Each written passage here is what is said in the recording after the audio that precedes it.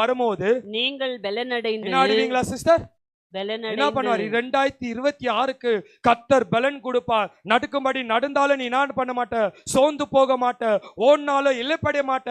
ஏன்னா நீ உலக பலத்துல வாழல, கர்த்தருடைய பலத்துல வாழ்றபடியா சோர்வு வந்தாலும் கர்த்தர் அந்த சோர்வை மேற்கொள்ளும்படிக்கு கர்த்தர் பலனை கொடுக்கிறவரா இருக்கிறார். ஹalleluya.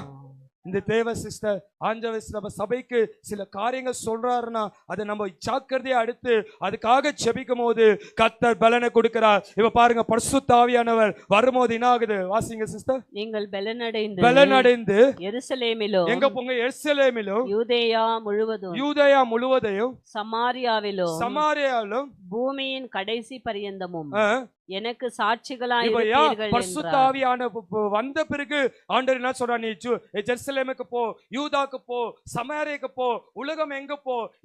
பரிசுத்த ஆவியானவர் பெற்றுக்கொண்டு இதெல்லாம் போ சொல்றாருன்னா அங்க இருக்கிற போராட்டம் எல்லாம் கர்த்தருடைய ஆவியானவர் இருக்கும்போது அதை மேற்கொள்ள கிருபை தருகிறவரா இருக்கிறார்.